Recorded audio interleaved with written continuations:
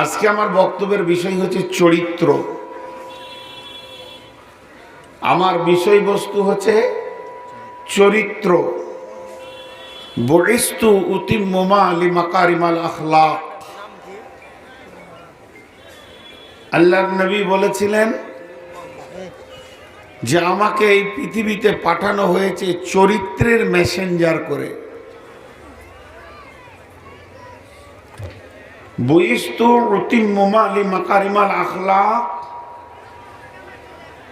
আজকে যতগুলি মেয়ে আছেন, মেয়েগুলোকে আমি 2 ঘন্টার জন্য আমার বেটি বানালাম। আমি আপনাদের আব্বা। খুব উচ্চমানের কথা হবে, বিধায় আপনারা কান খুলে শোনেন। বুইস্তু উতিম্মা লিমাকারিমাল আখলাক। বিশ্বনবী এসেছিলেন চরিত্রের মেসেঞ্জার হয়ে, চরিত্রের মাস্টার হয়ে। পৃথিবী শেষ, ধ্বংস, মানুষ শেষ, সব শেষ, কবর শেষ, পুলসেরাত শেষ, কিয়ামত শেষ, জাহান্নাম যে গেল গেল, জান্নাত। লাস্ট কথাটা বলছি, চরিত্রের কত মূল্য। প্রত্যেকটি জান্নাতি হবেন নবী মুহাম্মদ সাল্লাল্লাহু আলাইহি সাল্লামের চরিত্রের আদলে।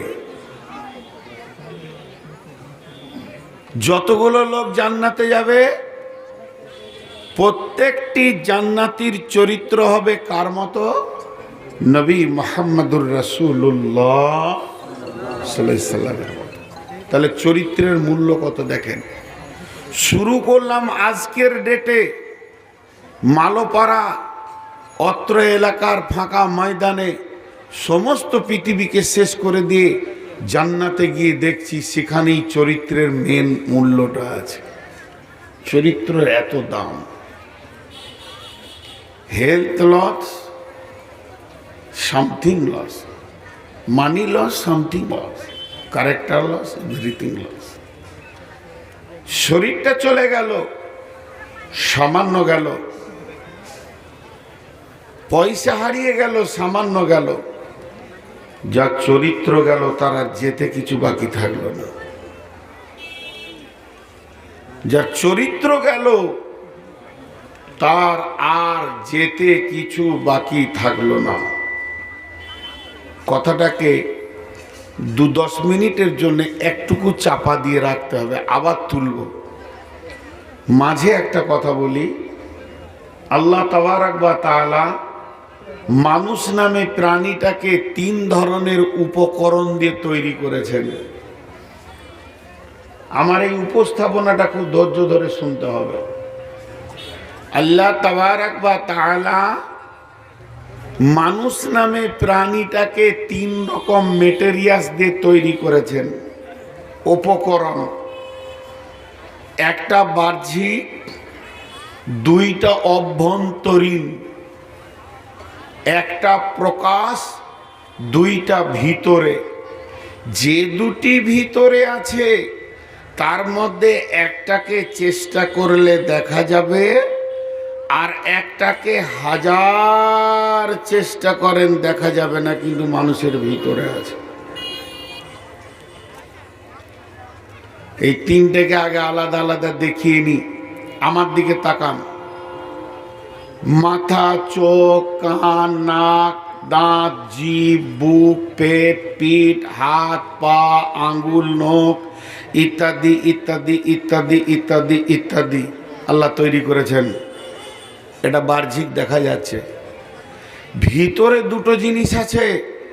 একটা দেখা যাবে কলিজা, ফ্যাফসা, আঁতুড়ি, কিডনি, হাড় যেগুলো আছে, পাকস্থলী, এগুলো এমনি দেখা যাবে না, তবে কাটলে দেখা যাবে, কিংবা এক্সরে মেশিনের ক্যামেরা লাগালে দেখা যাবে। 2টো জিনিস হয়ে গেল।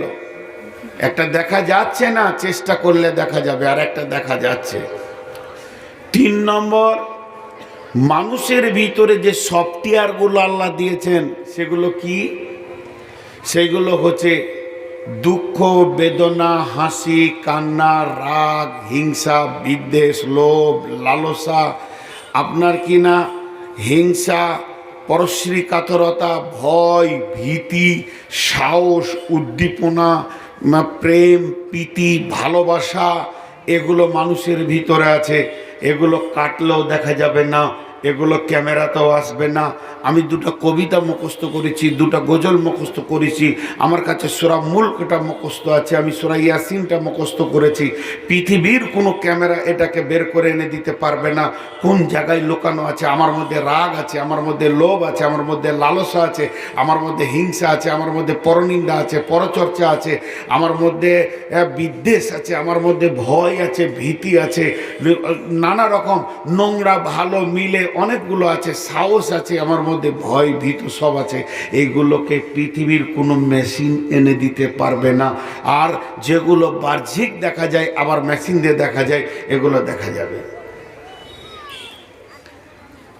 এখন যেগুলো কাটলে দেখা যেছে, মেশিনে দেখা যেছে, বাইরে দেখা যেছে, এইগুলোকে যদি এক কথায় শুনতে চান তাই এর নাম দেহ। এর নাম, আপনারা একবার মুখ খুলবেন, অনেক উচ্চমানের কথা হবে, কথা তো আমার লয়, কথা আল্লাহর। এর নাম দেহ। আর যেগুলো দেখা যাবে না, লোভ, লালসা, হিংসা, বিদ্বেষ, প্রেম, প্রীতি, ভালোবাসা, উদ্দীপনা, এইগুলোকে যদি এক জায়গায় করা হয় তোমার নাম হবে চরিত্র। ওর নাম কি হবে? চরিত্র। দেহের সাথে চরিত্রের কোনো সম্পর্ক নাই। মেয়েটি দেখতে অতীব সুন্দর কিন্তু চরিত্র খুব খারাপ। মেয়েটা দেখতে কালো, রুচে না, চরিত্র ভালো। সাহাবীদের, ইয়ার আবু লাহাবের নাম আবু লাহাব নয়, আবু লাহাবের নাম আবু লাহাব নয়, কিন্তু কোরআনে এসেছে আবু লাহাব, ওর আসল নাম ছিল, কিন্তু ওকে ওটা টাইটেল দেওয়া হয়েছিল। কেন? আবু লাহাব, লাহাব মানে অগ্নিশিখা, অগ্নি আগুনটা যেমন লাল বর্ণ, ওর চেহারাটা ছিল লাল বর্ণ, টকটকে দেখতে কাশ্মীরি আপেলের মতো, এত সুন্দর মানুষ ছিল, কিন্তু চরিত্র ছিল এত নোংরা, কয়লার থেকেও খারাপ।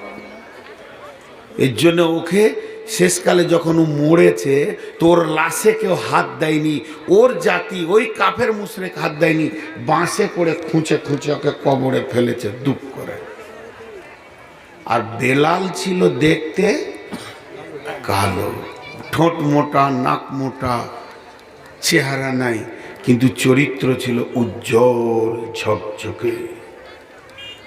এর জন্যে চরিত্রের মূল্য অনেক বেশি। চলেন এখন আর একটা মিনিট আপনাদেরকে বিরক্ত করব, তারপরে আয়াতে চলে যাব। একটা মিনিট নিব। যদি আপনাকে প্রশ্ন করা হয় মাথা কোথায় আছে, উত্তর হবে দেহের ওপরে। চোখ কোথায় আছে? কপালের নিচে। নাক কোথায় আছে? দুই চোখের মাঝে। কান কোথায় আছে? দুই মাথার দুই দিকে। হাত কোথায় আছে? দেহের দুই ওপর ভাগে। পা কোথায় আছে? দেহের নিচে। আঙ্গুল কোথায় আছে? হাতের শেষে, পায়ের শেষে। প্রশ্নের উত্তরগুলো মিলল? একবার বলেন, মিলল? চরিত্র কোথায় থাকে? আমার ভিতরেই আমার চরিত্র লুকানো আছে। চরিত্র তো আছেই আমার ভিতরে, সে অবস্থান করছে। সে কোথা থাকে?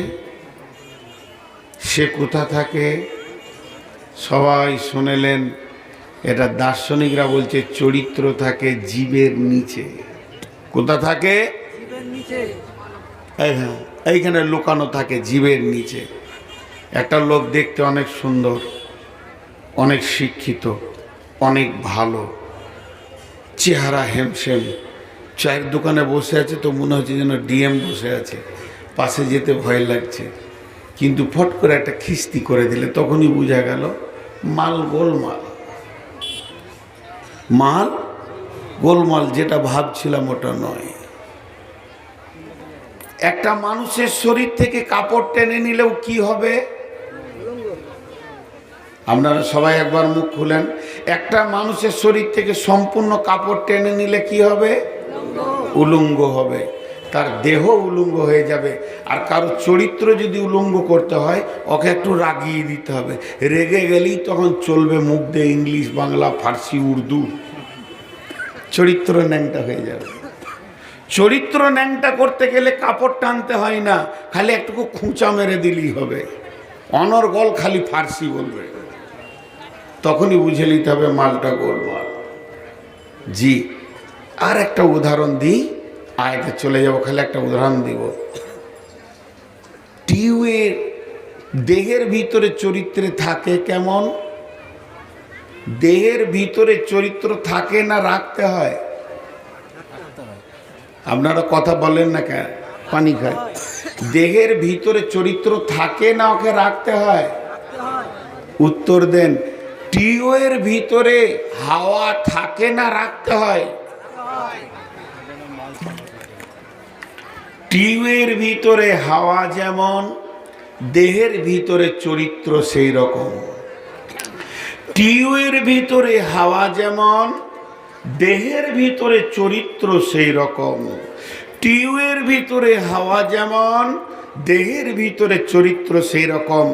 হাওয়াকে রাখার জন্য বিজ্ঞানীকে টিউ তৈরি করতে হচ্ছে, সলিউশন দিচ্ছে, আটা দিচ্ছে, নজেল লাগাচ্ছে, এর নজেলের ভিতরে আবার সিস্টেমিক তৈরি করছে, তারপরে হাওয়াকে ভরছে যেন আর বের না হয়। পানিতে ডুবিয়ে দেখছে আবার লিক আছে, তো আবার আটা মার। কত কষ্ট করে তারকে তৈরি করার পর হার্ট পাম্প করে দিলে, কিন্তু তারপরও হাওয়া এত বেয়াদব, খালি একটা লিক খুঁজে বেড়াই, বেশি লয়। একটা লিক পাবে তো কি হবে?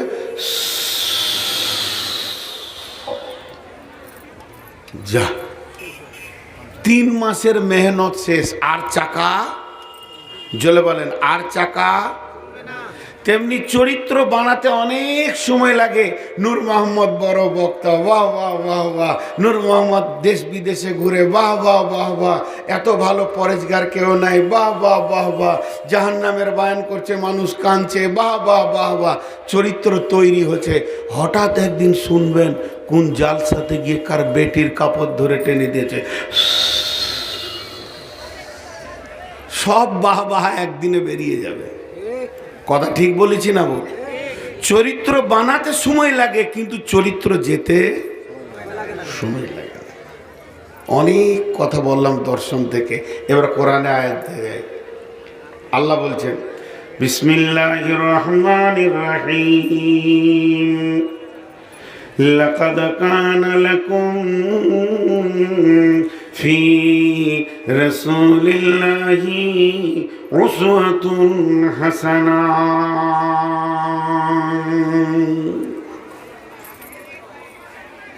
আমি এখানে একটা ধানের আড়ত করেছি, এলাকায় বলে দিলাম আমি নূর মোহাম্মদ ধানের আড়ত করেছি, সব ধান নিয়ে এসো, আড়তে ভরবো। 2000, 3000, 25, 30,000, 400, 500, 1000 টন ধান আমি জমা করব। লোক ভিড় ভিড় করে ধরছে, কুইন্টালে 200 টাকা বেশি দিয়েছি, ঘর থেকে নিয়ে ধরছে কাঁধে করে। কিন্তু আমি একটা ধানের স্যাম্পেল দিয়ে দিয়েছি, এইটা নিব। জি, যে কোনো একটা ধানের নাম বলেন আপনাদের দেশে। হ্যাঁ, BB11 বলেন, আমি এইটা নিব। এবার বলেন বাকি ধান এলে আর চলবে? ঘুরে যাও, গাড়ি ঘুরে যাও। আমি তো একটা লোভ বনিনি। আল্লাহ তাবারাক ওয়া তাআলা বলেন, পৃথিবীর বুকে লক্ষ কোটি মানুষ পাঠালাম, শুধু তাই নয়, 100 লক্ষ নবী পাঠালাম। তো আমার জান্নাতের স্যাম্পেল হচ্ছে কে? আমি তোমাদেরকে ওই চরিত্রটা চাইছি যেটা আমি স্যাম্পেল হিসেবে তোমাদেরকে দিয়েছি। লাকাদ কানা লাকুম ফি রাসূলিল্লাহি উসওয়াতুন হাসানাহ। আমার কাছে ওই চরিত্র, আমার কাছে ওই আখলাক, আমার কাছে ওই স্বভাবটা গ্রহণযোগ্য হবে যেটা আমার নবীর ভিতরে ছিল।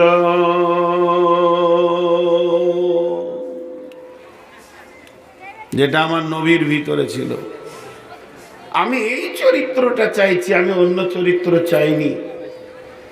আমি এই আখলাকটা চাইছি। আমার রসুলের মতো তোমাদের আখলাকটা যার যার হবে সে সে আমার কাছে গ্রহণযোগ্য হবে, বাকি গ্রহণযোগ্য হবে না। ভাইরা আমার, এবারে একটা গোটা সূরা, এই সূরাটা আল্লাহ বিশ্ব নবীকে কেন্দ্র করে নাজিল করেছেন।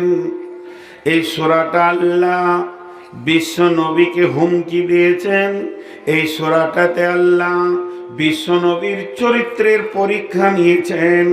এই সূরাটাতে আল্লাহ বিশ্ব নবীকে সুন্দর করে মহব্বতের সঙ্গে সান্ত্বনা দিয়েছেন। এই সূরাটাতে আল্লাহ বিশ্ব নবীকে কেন্দ্র করে নাজিল করেছেন। সূরাটার নাম দুহা।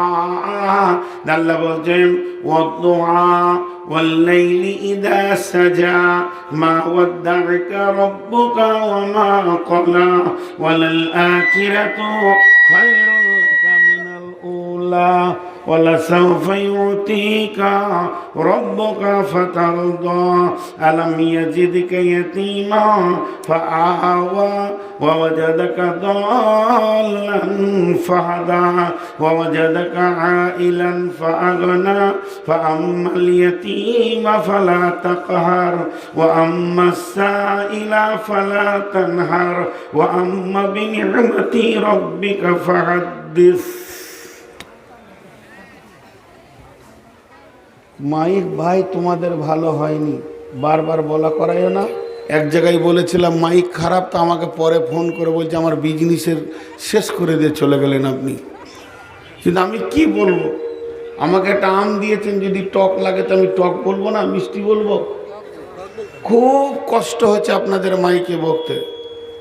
হালকা পেছন থেকে ফিডব্যাক দেন, হালকা মিষ্টি সাউন্ড দেন, নাহলে আমাদের প্রতিদিন বকা কাজ, কালকে আর বকতে পারবো না। সূরাটার নামটা দেখেন কেমন, লোহা। তোর কপালে খারাপই আছে। তুই কি আমাকে ভাবছিস যে তোর থেকে আমি ছোট ছেলে? নামা নামা, হঠাৎই হবে। আরো নামা, তুই আরো নামা। হাজির। এবার দেখেন সূরাটার নাম কি বললাম, দোহা। সবাই বলেন দোহা। জোহা মানে জানেন পূর্ব দিক কোনটা গো? এইটা পেছন দিকটা পূর্ব দিক। দোহা মানে উদীয়মান সূর্য। উদীয়মান সূর্য, উদীয়মান সূর্য। দোহা মানে সূর্য যখন প্রথম উঠে ওর পাওয়ার থাকে না, ঠিক 9টার পর থেকে ও পাওয়ার ছাড়তে শুরু করে। ছাড়তে ছাড়তে 12টা পর্যন্ত প্রখর মারে। তারপরে 2টোর পর থেকে আবার ঠান্ডা হতে শুরু করে। আস্তে আস্তে আস্তে আস্তে আস্তে আস্তে গিয়ে একবারে নরম হয়ে পৃথিবী থেকে চলে যায়। প্রত্যেকটি মানুষের জীবন তাই। প্রথম বাচ্চা ছেলে, তারপরে জোয়ান, উগ্রমতি, তোলপাড়, যৌবনের ঢেউ হতে হতে একদম মিডিল বয়সে এসে মস্তিষ্ক ঠান্ডা, ভালো মিজাজ, আস্তে আস্তে বার্ধক্য, শেষকালে ব্রেন ক্ষয়ে গেল, চলে গেল। তা আল্লাহ জোহাটাকে ধরলেন, যুবককালটাকে। ওয়াদোহা, বিশ্ব নবীকে বলছেন হে আমার নবী, আমি উদীয়মান সূর্যের কসম করে তোমাকে বলছি। কেউ বলেছে না, ওয়াদোহা বলতে বিশ্ব নবীর যৌবন কালকে বলা হয়েছে। উদীয়মান সূর্য, তিনি পৃথিবীতে আলো এনেছিলেন, যে আলোতে সারা পৃথিবী আলোকিত হয়ে গেছে। কেউ বলছে না, ওয়াদোহা বলতে সূর্যের প্রখরতার টাইম।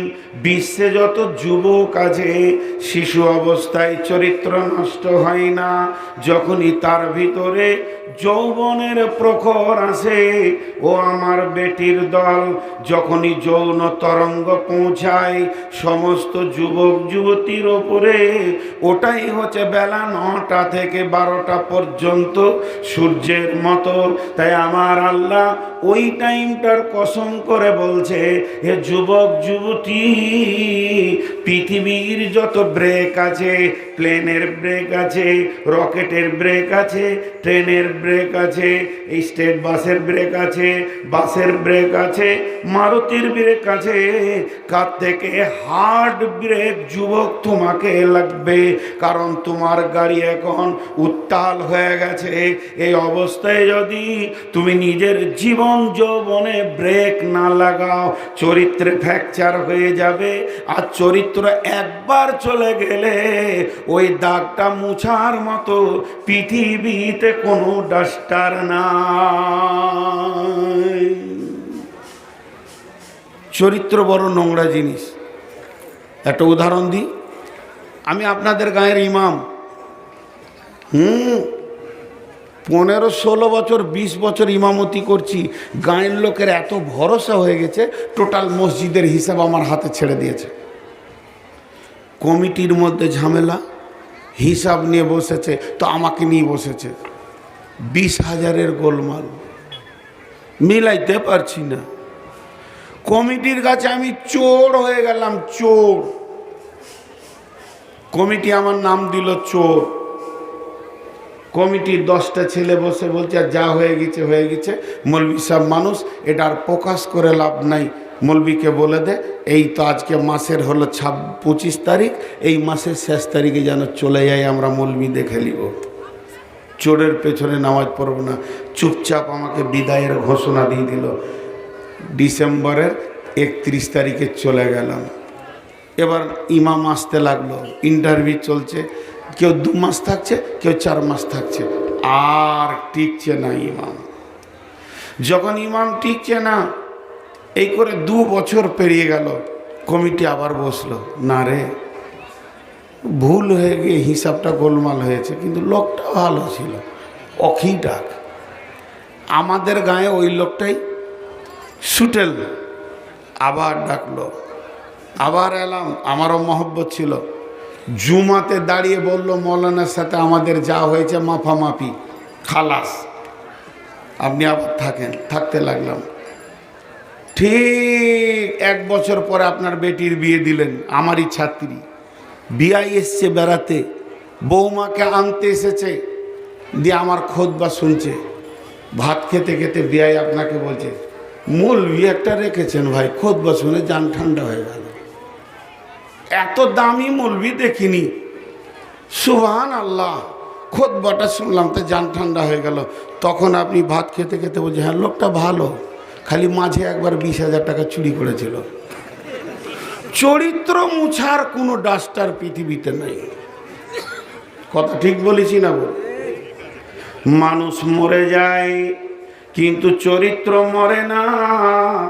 চরিত্রের আত্মা নাই, তার কাছে আজরাইল আসে না।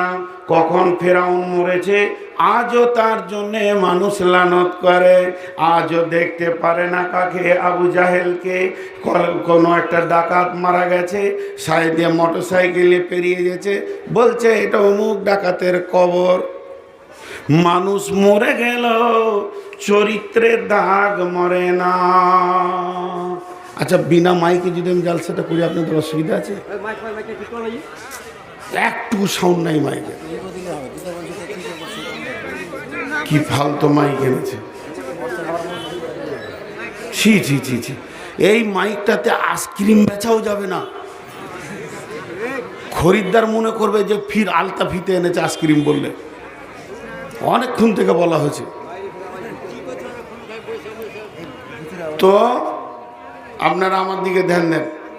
তো চরিত্র হলো একটা আজীব বড় মাপের জিনিস। কথা বোঝাতে পারলাম? আমার আল্লাহ বলছেন, নবী হে, আমার খালি এটা পূব দিক মনে হচ্ছে, যেন হাত চলে গেছে। নবী হে তোমাকে উদীয়মান সূর্যের কসম দিছে, সূর্য যেমন বিশ্বকে আলো দেয়, উত্তাল হয়ে ওঠে, প্রত্যেকটি যুবক যুবতী একবার উত্তাল হয়। তারপরের কসমটা দেখেন, ওয়াল্লাইলি ইযা সাজা, চলমান রাত্রির আমি কসম দিছি। যখনই মাগরিব হলো, এটা সন্ধ্যা হলো, এশা হয়ে গেল, এটাকে চলমান রাত বলা যাবে। আর চলমান রাত মানে যখন তুমি যুবক যুবতী হবে, তাদের চরিত্রগুলো বেশি সন্ধ্যার দিকেই নোংরা হয়। কথা বোঝাতে পারছি? যারা চরিত্রহীন তাদের কখন চরিত্রটা নষ্ট হয়?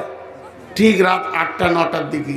চলমান রাত্রির কসম দিচ্ছি, আল্লাহ বলছে এই জায়গাটাও সাবধান, এই জায়গাটাও সাবধান। চলমান রাত্রির কসম, এই জায়গাটা সাবধান ভাইয়া। তো আল্লাহ তাবারাক ওয়া তাআলা কত সুন্দর করে বলছেন। আল্লাহ তাবারাক ওয়া তাআলা আল্লাহ রসুলের সঙ্গে বেশ কিছুদিন ওহি জোয়া আসা বন্ধ হয়ে গেছে। ওহি জোয়া আসা বন্ধ হয়ে গেছে। এই ছেলেটা অতীব মহব্বতের ছেলে, আমার সঙ্গে মাসে মাসে মাসে মাসে কথা হয়, কথা হয়, কথা হয়, কথা হয়। হঠাৎ আমার আর ফোনও ধরছে না, কথাও বলছে না, ফোনও ধরছে না, কথাও বলছে না। তখন আমার বিবেকটা আমাকে বলছে, নিশ্চয় আমার কোনো বদনাম শুনলো না কি রে, আমার চরিত্রে কোনো দাগ লাগলো নাকি। সত্য একটা ঘটনা বলি। বাংলাদেশে একজন বিখ্যাত আলেম আছেন, ওবার ইন্ডিয়ার ছাত্র, ওই বাংলাদেশেরই শিক্ষক তিনি। তো প্রায় কথা হয় তেনার সঙ্গে আমার ইমতে, হোয়াটসঅ্যাপে, ফোনে। 6 মাস থেকে পাচ্ছি না, খুব চেষ্টা করছি, পাচ্ছি না, লোক পাঠাচ্ছি, তাও পাচ্ছি না। আমার টেনশন হয়ে গেল, নিশ্চয়ই আমার কোনো বদনাম শুনেছে নাকি। ঠিক আল্লাহ রসুলের সেম ঘটনা হলো।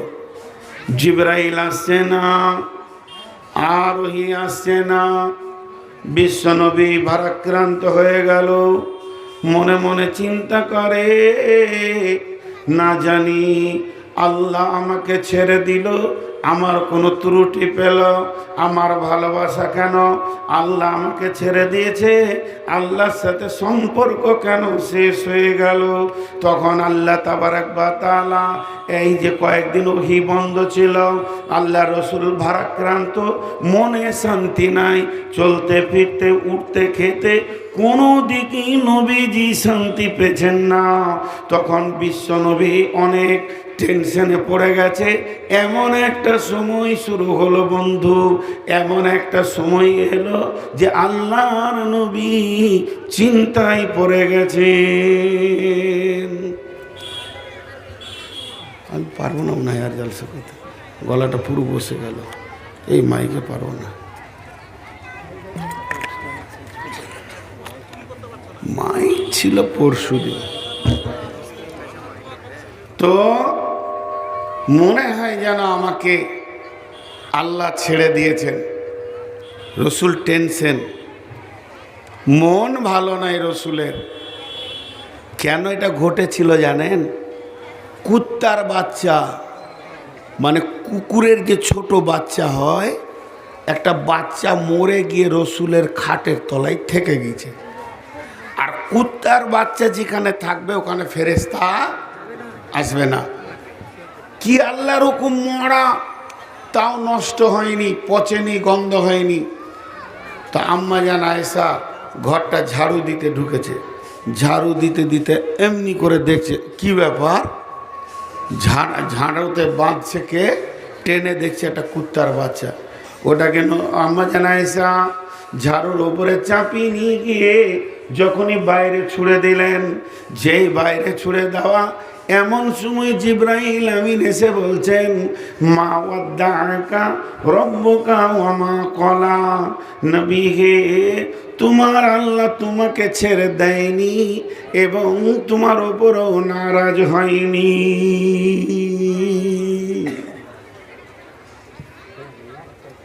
আপনারা কেউ কোনো কথা বলবেন না, 2 মিনিট টাইম দিয়েছি, কেউ কথা বলবেন না। মাইকম্যান ভাই, ওই দিককার বক্সটা দেখি কোথায় আছে, ওই দিককার বক্সটা ওখানে আছে। আচ্ছা, বক্স দুটাকে পুরো বন্ধ করে দেন, একবার করেন, একবার হরেনটা চালান তো দেখি, ফুল দেন, আরও দেন, আপনার ফুল পাওয়ার দেন, আর একটু দেন। আচ্ছা, এরপরে আপনারা একটা কাজ করেন, বক্সটা না চালিয়ে এই দিক থেকে কিংবা এই দিক থেকে কোনো একটা হরেনকে দূরে থেকে স্টেজের দিকে ঘুরিয়ে দেন, কাজ হয়ে যাবে। মাইক ছিল পরশু, তো একটু ধৈর্য ধরে শুনেন, আমি একটু ধৈর্য ধরে চালাই। তো আল্লাহ তাবারাক ওয়া তাআলা জিবরাইল এসে বললেন, আল্লাহ বললেন যাও বলো, মা ওয়াদ্দাআকা রাব্বুকা ওয়া মা ক্বালা, নবী হে তোমাকে আল্লাহ ছেড়ে দেয়নি, তোমার উপরে আল্লাহ নারাজ হননি। মনটা খানিক খুশি হলো, তাহলে আমার চরিত্রে কিছু গোলমাল হয়নি। যাক, ওই কুত্তার বাচ্চাটার কারণেই এই ঘটনাটা ঘটেছে। আর যে কদিন জিবরাইল আসেনি, এ বেঈমান কাফের মুশরিকেরা আল্লাহ রসুলকে জ্বালাতে শুরু করেছে। ওই কই রে, কই সেই লোকটা? আবার জিবরাইল করে শয়তান বলছে, কই সে শয়তানটা বলতো যে আল্লাহর কাছ থেকে খবর এনে দিছি, কই তোর আল্লাহর যোগাযোগ, কি হয়েছে তোদের, আল্লাহর সাথে কানেকশন কাটলো কেন? দেখেন, দিয়ে একটা কৌতূহল দিচ্ছেন আল্লাহ আয়াতে, ওয়ালাল আখিরাতু খায়রুল লাকা মিনাল উলা। হে নবী, তোমার পৃথিবী থেকে আখিরাত অনেক ভালো। নবী হে, তোমার পৃথিবীকে তুমি ধন্য দিও না, তোমার আখিরাত অনেক ভালো।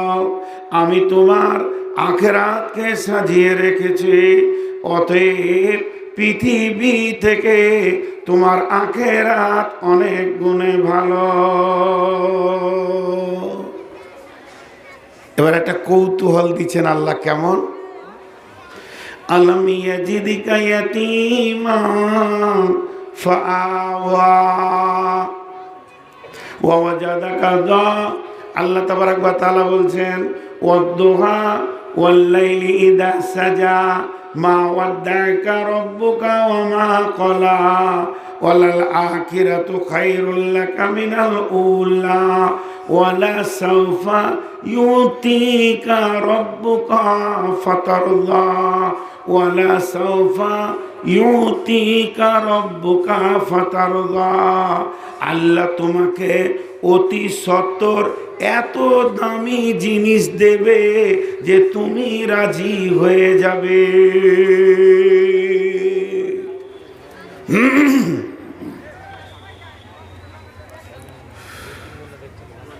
আল্লাহ তোমাকে, আর 1 মাস আমার জালসা করতে কষ্ট হবে, পুরা গলাটা বসে গেল। আসামে বসেছিল, কষ্ট করে করে ওষুধ খেয়ে খেয়ে তুললাম, আজকে শেষ হয়ে গেল। দূরে থেকে একটা চোং হরেন আমার দিকে দেন ভাই।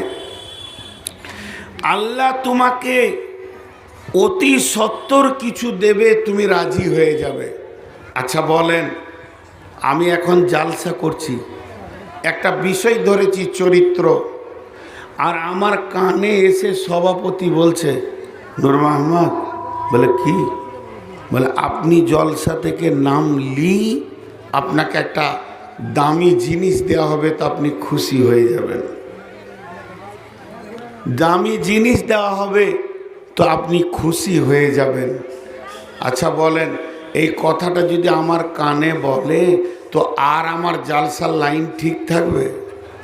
কি দিবে, কি দিবে, কি দিবে, কি দিবে, কি দিবে, এটা মানুষের অভ্যাস। কি দিবে এটা বলছেন না, উনি খালি আমার কানে বিষ ভরে দিলে কি স্টেজ থেকে নামো, বিরাট প্রাইজ, এমন প্রাইজ দেবে কমিটি যে আপনি খুশি হয়ে যাবেন।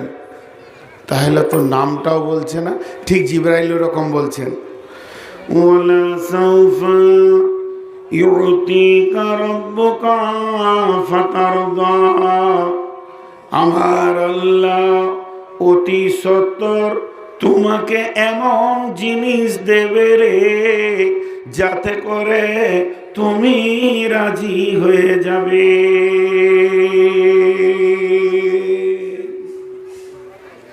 একটা প্রশ্ন রেখে যাই, সবাই কান করে শুনবেন, সেই মালটা আল্লাহ দিয়েছেন রসুলকে, না মারা গেছেন দিতে বাকি আছে?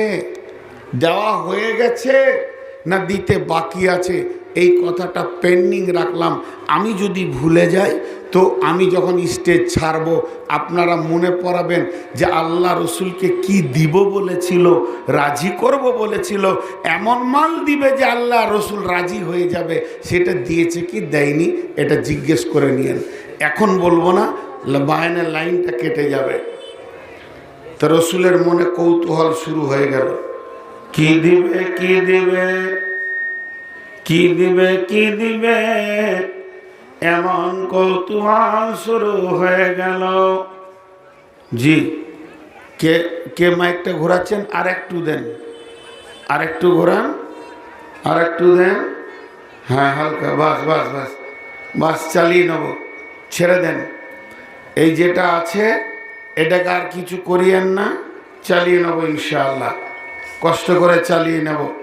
আর আমি খুব কষ্ট হচ্ছে বকতে, তাও বকছি কেন, অনেক দিন পর আপনারা এতগুলো মহব্বতের মানুষ এসেছেন, এই হতভাগা বেঈমান একটা বাঁদর নালায়ককে যে কত ভালোবাসেন আপনারা, তার বিনিময়ে আমি দিতে পারবো না। তো দুটি কথা দিই, মা বোনেরাও শুনবেন, খুব দামি কথা আসবে, আর বেশিক্ষণ নয়। তো এই কি দিবে কি দিবে এটা শুরু হলো। এবার আমি একটা উদাহরণ দিব। উদাহরণটা কি? উদাহরণটা ধ্যান দিয়ে শুনেন, খুব মন দিয়ে শুনবেন।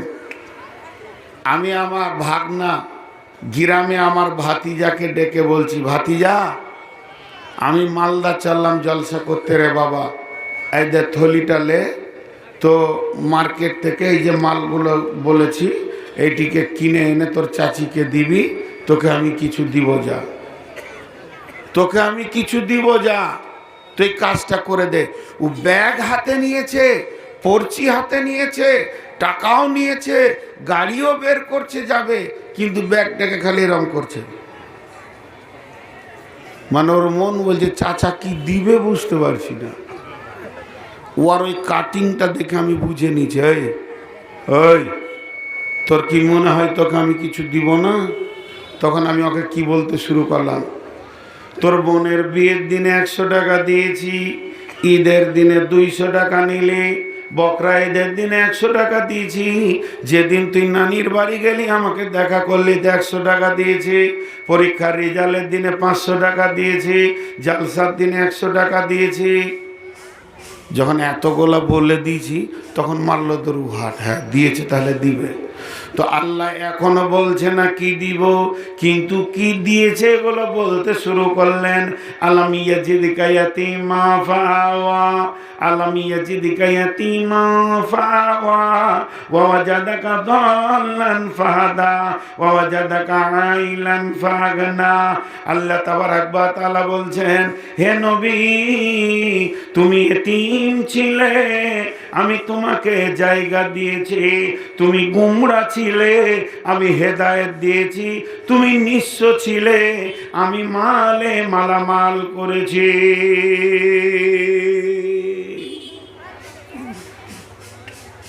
আল্লাহ রসুলকে বলছে এরম করে, জি তুমি এতিম ছিলে, জায়গা আমি দিয়েছি।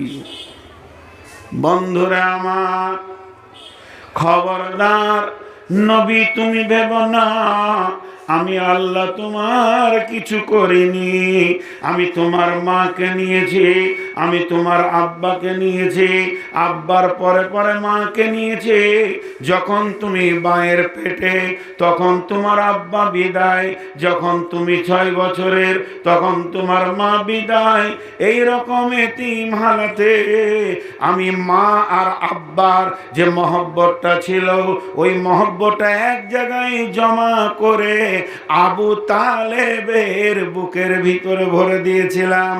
আবু তালেব কাপের হালাতে মরেছে, কিন্তু নবী মুহাম্মদকে হৃদয় দিয়ে ভালোবেসেছে।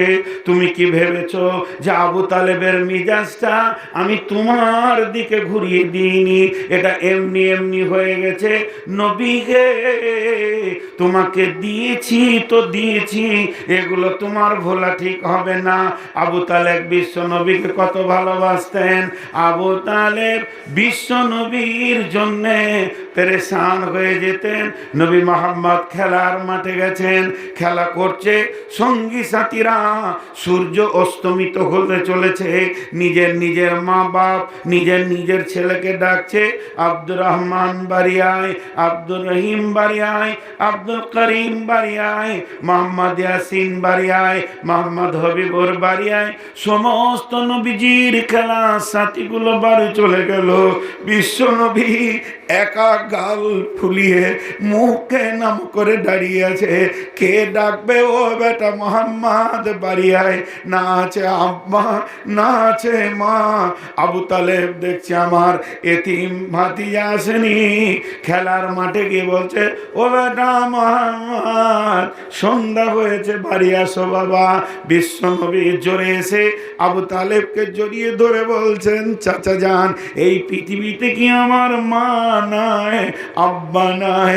আবু তালেব কোলে তুলে নিয়ে বলেছিলেন, বেটা রে, আমাকে আল্লাহ তোর মা বানিয়েছে, আমাকে আল্লাহ তোর আব্বা বানিয়েছে। নবী তুমি এগুলো ভুলে গেছো? আবু তালেবের হৃদয়ে কতটা মহব্বত ছিল। যেদিন রসুলকে পাথর মেরে রক্তে রঞ্জিত করে দিয়েছিল, তো বিশ্ব নবী অঝর নয়নে কাঁদছেন। আবু তালেব গিয়ে বলছে, বেটা মুহাম্মদ, তোর একটা ডিউটি, খালি নামটা বলে দে, তোকে কে পাথর মেরেছে? ও বেটা মুহাম্মদ, তুই নামটা বলে দিয়ে খালাস। আমি আবু তালেব কথা দিচ্ছি, তার বংশ বুনিয়াদ বীজকে আরবের মাটিতে রাখবো না, এখান থেকে হাঁকিয়ে দেব, নিস্তেনাবুদ করে দিব। আমার এতিম ভাতিজার গায়ে হাত দিয়েছে। আল্লাহ বলছে, এগুলো কোথা পেলি তুই?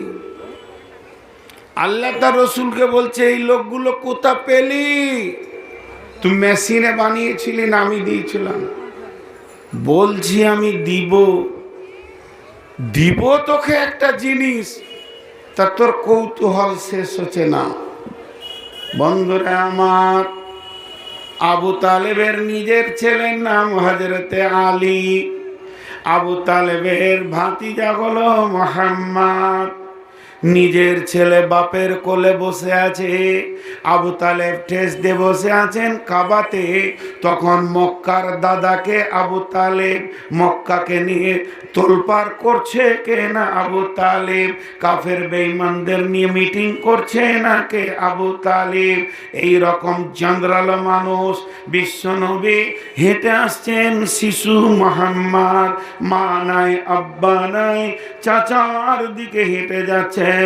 আবু তালেবের হৃদয়ে কতটা প্রেম ছিল, নিজের ছেলে আলীকে মাটিতে নামিয়ে দিয়ে নবী মুহাম্মদকে কোলে বসালেন। এর নাম আবু তালিব,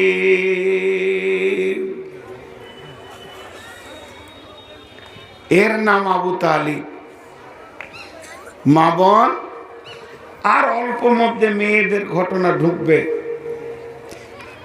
এই যে বাঁশ টাওয়ার দেখেছেন, টাওয়ার, তারপরে ওই রেল, এই কি বলে, ইলেকট্রিক পোল দেখেছেন কি না?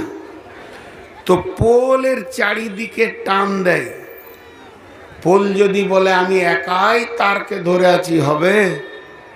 বলেন হবে? আল্লাহ বলছেন শোন, ওয়াজাদাকা দাল্লান ফাহাদা, নবী হে তুই তো গুমরা ছিলি, তুই হেদায়েত ছিল না, তোর বাপ তো মুশরিক, তোর মা তো মুশরিকা, এমন একটা জায়গায় তোর জন্ম, গোটা আরব যেন পৌতুলিকতা, আপনার কিনা মূর্তি পূজাতে ব্যস্ত। সেই জায়গাতে জন্ম নেওয়ার পর আমি আল্লাহ তোকে হেদায়েত দিয়েছি, শুধু হেদায়েত দিইনি, তোকে আখিরি পয়গম্বর করেছি। এইটুকু শুধু নয়, তোকে নবীদের নবী বানিয়েছি। আমি কি তোকে প্রাইজ দিইনি? কিন্তু এখনো আল্লাহ বলছেন না যে কি দিবে। কি কৌতূহলে রসুলকে রেখেছেন। ওই জন্য আমি বললাম আমাকে জিজ্ঞেস করে নেবেন যদি বলতে ভুলে যায়। এবার আসেন খন্দকের যুদ্ধের দিন, সমস্ত তাবু উড়ে চলে গেল, কাফের বেঈমানেরা পরাজিত হয়ে গেল, মুসলিমেরা বিজয়ী তুলছে, চারিদিকে সনসন বাতাস, গর্জন দিয়ে বৃষ্টি, প্রখর ঠান্ডা। এই অবস্থায় বিশ্ব নবী রয়েছেন তাবুতে, আর আঁধারে তাবুর পাশে এতগুলি তালোয়ারকে বেঁধে একসঙ্গে যেমন করে নামালে ঝানাক করে যে একটা শব্দ হয়, ওই শব্দটা হলো, আল্লাহ নবী শব্দটা শুনলেন আর আঁধারে বললেন, কে সাদ নাকি?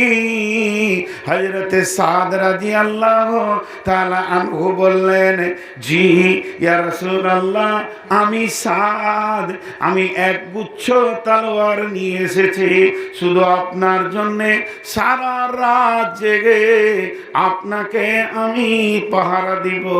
আমি একটা সাদে, আমি আমার হাজার সাদের জানের থেকে একটা নবী মুহাম্মদের জানের অনেক মূল্য।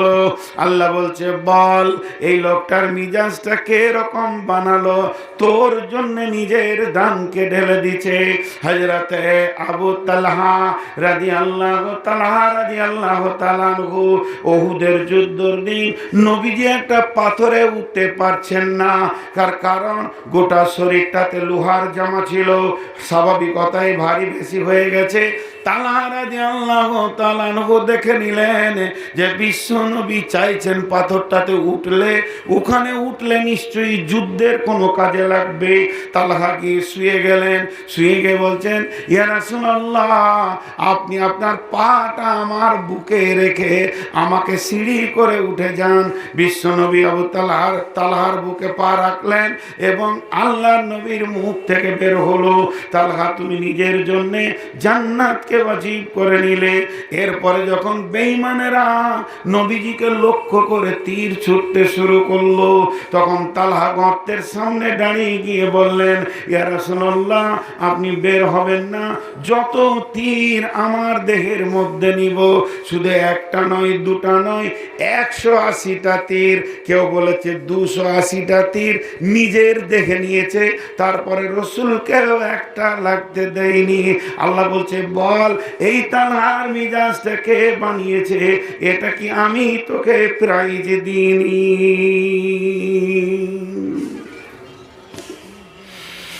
কিন্তু আর একটা জিনিস দিব, তোকে রাজি করব। আর একটা জিনিস দিব, যে জিনিসটা দিব তুই রাজি হয়ে যাবি, তুই রাজি হয়ে যাবি। ভাইরা আমার, এগুলো ভাবার আছে। চরিত্র কত মূল্যবান যে আল্লাহ তাবারক ওয়া তাআলা বিশ্বনবীর চরিত্রটাকে ধীরে ধীরে ধীরে ধীরে ধীরে ধীরে ধীরে বানাচ্ছেন। মায়েরা আমার, বোনেরা আমার, আল্লাহ তাবারক ওয়া তাআলা এরপরে কি বলছেন? ওয়াজাদাকা দাল্লান ফাহাদা ওয়াজাদাকা আইলান ফাগনা। আল্লাহু আকবার, কত দামি কথা। ওয়াজাদাকা দাল্লান ফাহাদা ওয়াজাদাকা আইলান ফাআগনা। আল্লাহ বলছে নিঃস্ব ছিলে, তোর একটা টাকাও ছিল না, আমি আল্লাহ তোকে মালে মালামাল করে দিলাম।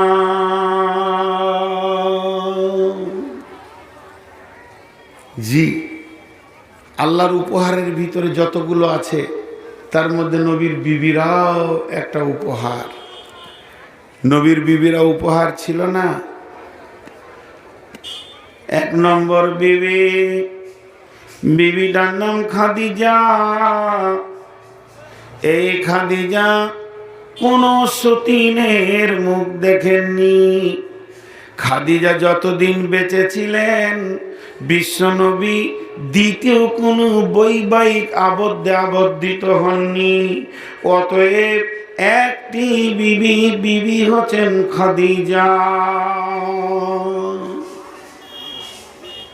আল্লাহ রসুলকে এবার বলছেন, হে নবী, খাদিজা কত বড় তোমার জন্য নিয়ামত ছিল, কেমন মেয়ে নির্বাচন আমি করে দিয়েছিলাম তোমাকে। বিশ্বনবী তিলে তিলে তিলে তিলে আস্তে আস্তে জওয়ান হয়ে গেল। 25 বছর ঢুকতে চলেছে, 24 ক্রস করে দিয়েছে।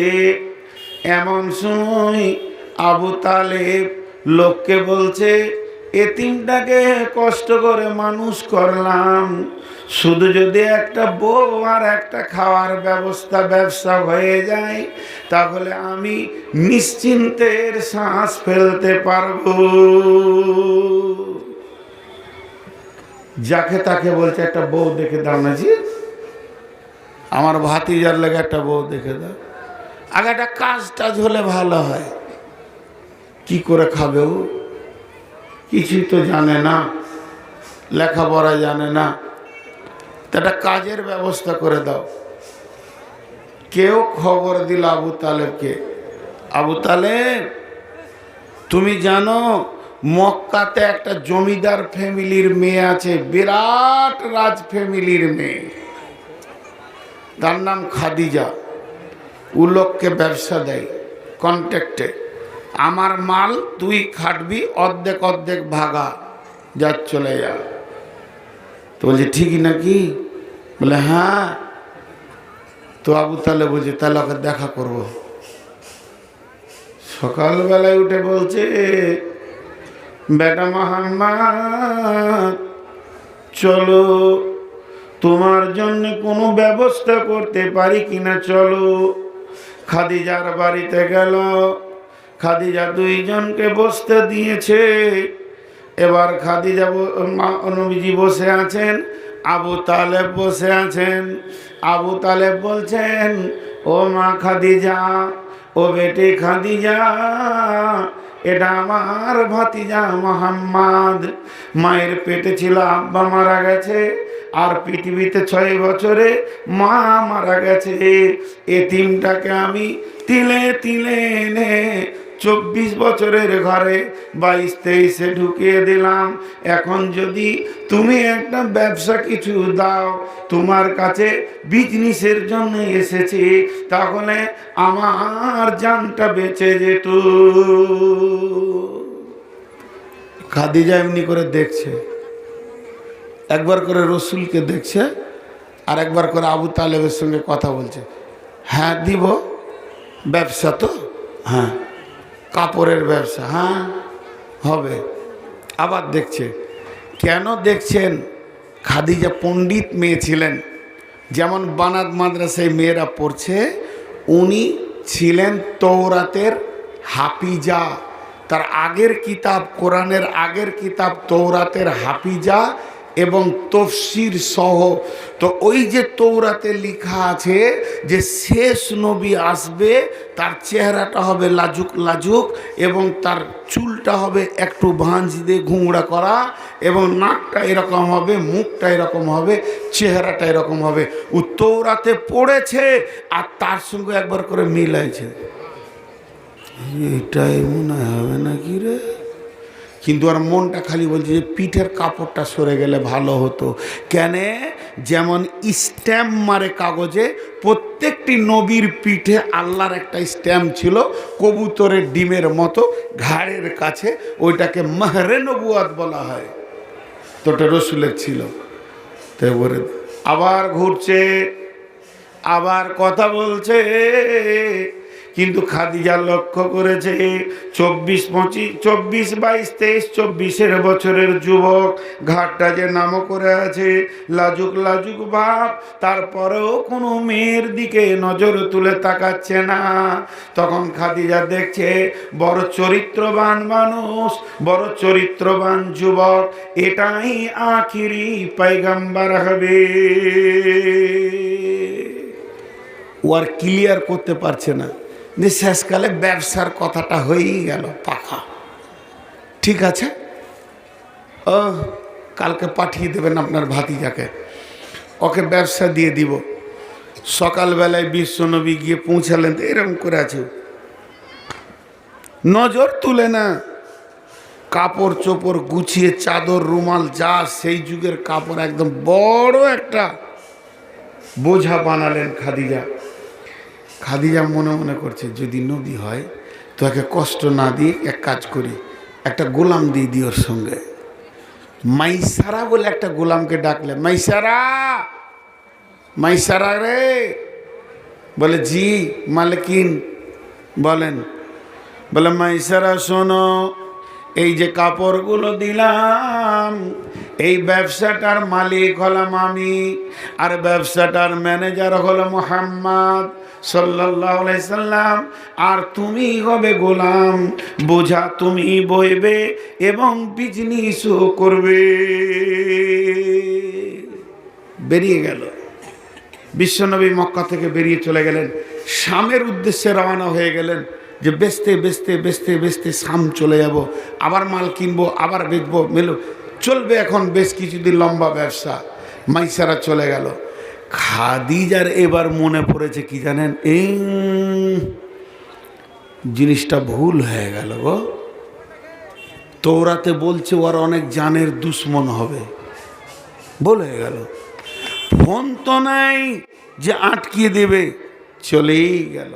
তা এই যে ওর মগজে একটা জিনিস ঢুকে গেল যে ওর মেলায় দুশ্মন হবে জানকে মারার লেগে, তো খাদিজার ভিতরে একটা ছটফটানি ভাব থেকে গেল, এ ভাব আর বের হচ্ছে না। বিশ্বনবী চলে গেলেন, যেতে যেতে বেশ লম্বা টাইম বিজনেস করতে করতে করতে করতে এক সময় মাইসারাকে বলছে, মাইসারা আমার বেশ কয়েকদিন হয়ে গেল, অনেক লম্বা টাইম সফরে এসেছি, আজকে আমাকে বড় ক্লান্ত লাগছে, মাইসারা মালটা তুমি নামাও, মালের কাছে তুমি বসো, মালটা থেকে তুমি জোগাও, এটাকে তুমি গার্ড করো, এটাকে তুমি আগুলে রাখো, আমি একটু রেস্ট করে নি। নবীজি ওখানে শুয়েছেন তো ঘুমিয়ে গেছে। রাস্তার ধারে কোনো গাছতলায় ঘুমিয়ে গেছে। এমন সময় একটা পাদ্রী, পোপ, পাপায়ে আজম, খ্রিস্টানদের মৌলবি ওই রাস্তা দিয়ে পেরিয়ে গেছে। ও একা লয়, ওর পেছনে 20-50-100 খানা ওর শিষ্য যেছে খালি পিছে পিছে। ও সামনে হাঁটছে, শিষ্যরা পেছনে হাঁটছে। যেতে যেতে দূরে থেকে দেখছে ওই একটা কাপড়ওয়ালা আছে আর একটা গাছতলা থেকে শুয়ে আছে। যেতে যেতে যখন কাছে হয়ে গেছে তো থমকে দাঁড়িয়ে গেল, এমনি করে তাকিয়ে আছে। নবীজি ঘুমাচ্ছে, ওর নজর আর হিলে না, নজর যেন আটকিয়ে গেছে। তখন জেগে আছে, ওকে জিজ্ঞেস করছে, ওই ছেলে তোর নাম কি রে? মাইসারা। ঘুমিয়ে আছে, ওর নাম কি? মোহাম্মদ। মা বাপ আছে? না। বাপের নাম কি ছিল? আব্দুল্লাহ। মায়ের নাম আমিনা। বাড়ি কোথায় রে? মক্কা। সব যখন বলে দিলে তখন ওই পণ্ডিত বলছে, মাইসারা তুমি মোহাম্মদকে ঘুম থেকে ওঠাও, উঠিয়ে নিয়ে শাম থেকে তাড়াতাড়ি তুমি মক্কায় চলে যাও, এটা শেষ নবী হবে। সমস্ত লক্ষণটা এর ভিতরে রয়েছে, এর দুশ্মনের ছড়াছড়ি লেগে গেছে, অতএব তুমি নিজের দেশে ফিরে চলে যাও।